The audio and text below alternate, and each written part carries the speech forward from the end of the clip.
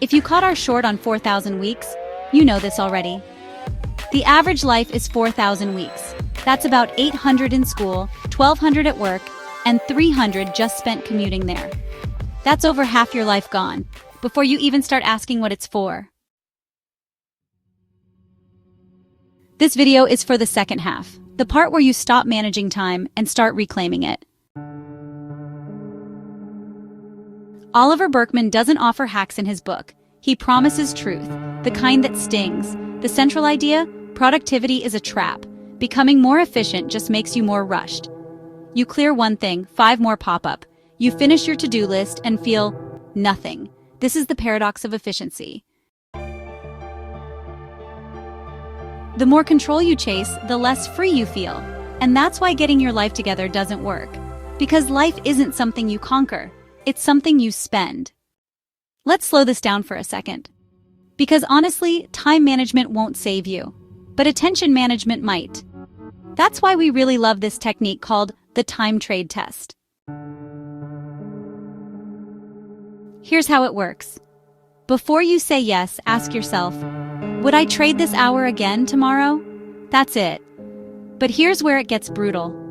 When you try to answer, you'll realize you don't actually know what matters. So, write this question on your desk, your mirror, or heck, your forehead if you need to. We suggest pairing the activity with this priority pad from Amazon. It only gives you space to write 3 important things a day. No fluff, no filler, no fake urgency. Why this pad? Here's the kicker. Because just picking just 3 forces you to look at all the things you're doing out of fear, guilt, or habit. You can't write answer emails and fix my entire personality on the same list. So instead, you start asking better questions. What actually moves my life forward? What's emotionally urgent versus ego urgent? What will I remember doing a week from now? The hardest part isn't choosing the top 3, it's what you're forced to admit about the rest. Like, the fact that you've been saying yes to things you low-key resent, or that you're making urgent stuff more important than what you actually care about. When you write your 3 down and something inside you screams to add a 4th, that's not productivity. That's fear of being unproductive. This pad turns your to-do list becomes a value list, and your calendar starts feeling like yours again. The priority pad and the book are both linked in the video description and pinned comment. Now let's consider the case of Leah. She's a full-time fashion designer and a mom of 2. Her mornings looked like war zones. Lunches packed, emails flying, toddler tantrums at 7:43 a.m. She'd hit 3 p.m. with 19 tabs open and no memory of how she got there. One night, she saw the question on a post-it. Would I trade this hour again tomorrow? She laughed because the answer was, heck no! I was rage scheduling a dentist appointment while microwaving macaroni and cheese. So she picked up the priority pad and wrote 3 things to do the next morning. 1. Take her daughters to daycare without her phone. 2. Finish the pitch deck. Not perfect it. 3. And sit in her car for 10 minutes before going home. That day, it honestly felt like hers. Not because it was slower, but because it was chosen. That's what 4,000 weeks is trying to give you.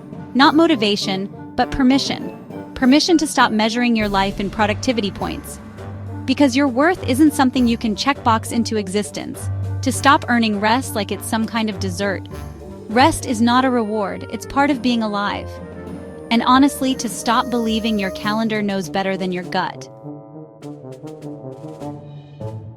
The book's not a hustle Bible, it's a reality check with margins. Because your life isn't a productivity app, it's a limited edition. The link's in the description alongside the notepad. One reframes your time, the other makes you face what actually matters. If your week feels like it's being stolen in 15-minute chunks, just ask the question, would I trade this hour again tomorrow? If not, cancel, decline, delegate. You don't need a better plan. You need fewer fake priorities. This isn't about time blocking. It's about truth-telling. The world won't fall apart, but your nervous system might stop screaming. And that's a better metric than inbox zero. We post new tools every week on the Happy Vault, practical resets for emotional chaos. Because life management shouldn't feel like a group project. If this helped, grab the book. Use the notepad along with it. Think of them as your emotional unplanners. Support your peace and this channel. You only get 4,000 weeks. Spend the next one like it actually belongs to you.